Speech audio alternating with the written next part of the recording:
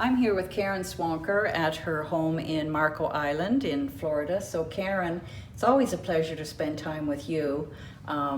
You're a longtime artist on the island, and you kind of are known for found objects and your dedication to, I think, cleaning up the environment as much as possible, right?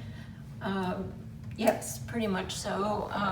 My son was a big environmentalist, and he's the one who really raised my awareness about what plastic left on the ground. It never goes away, it's always there. My husband walks the beach here in the morning, and he brings back all these toys and shovels and scoops that are left up there. And then I just assemble them, hopefully in a pleasing way. And mostly toys. Mostly toys.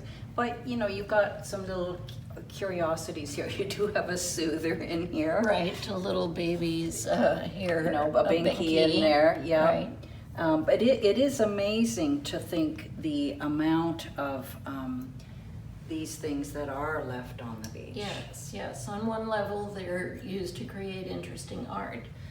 On another level, they talk about what's left on the ground that will never go away. It'll never go away. This will never decompose. Mm. So it raises people's awareness of protecting the environment, picking up plastic, maybe doing something creative with it. So creating with found objects is not really a new art form. No. It's been used, Picasso is my probably most famous example. He did so many things with found objects. So it's not a new art form.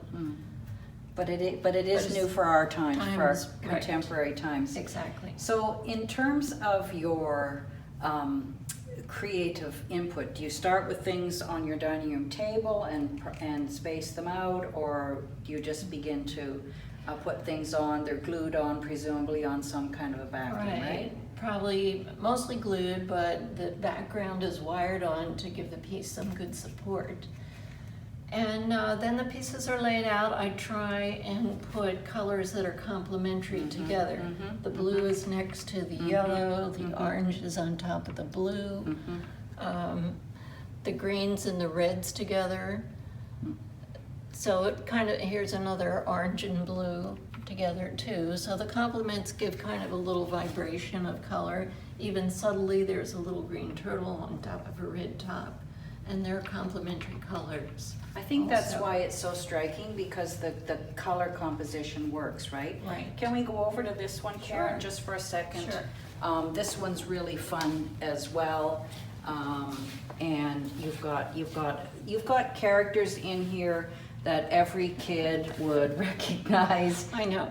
And love. I feel bad when I find little toys on the beach, because I know a little kid is probably not quite very happy today, but then it's mine. It's yours. And you've got, I don't know what this is, Buzz Lightyear. Yeah. Right. Now this piece was created for a show at the Marco Island Center for the Arts, and it was about color. Okay. So that was a piece I did for that. Really, really, really fun, and such an interesting process. So Karen, in terms of you, these are for sale. Yes. And so how best could people find you? We can post things on the internet. I do have a website. Okay. And there is a link for just found objects. So you don't have to search through the whole site. You can just click on that link and go to where the found objects are displayed. Wow.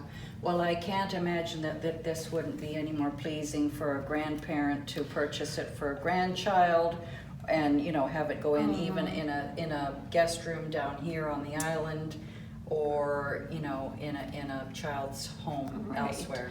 I do have a fairly large piece at the Marco Island Library that's at the entrance to the children's book section. Awesome. And I do get a lot of comments if I'm doing a show. They'll say, aren't you that lady that does all the things with the plastic? So. And yes, you are. Yes, I am.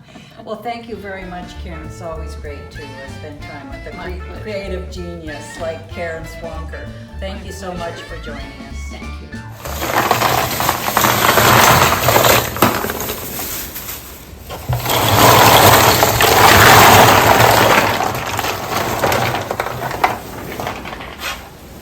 So eventually that will become something.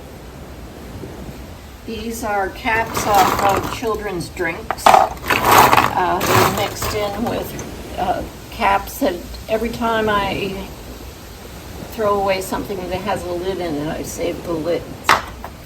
So this is my lid stash up here. All these bags have lids. They will go into landfills at some point, so I will be taking them apart and organizing them and putting those into a piece as well.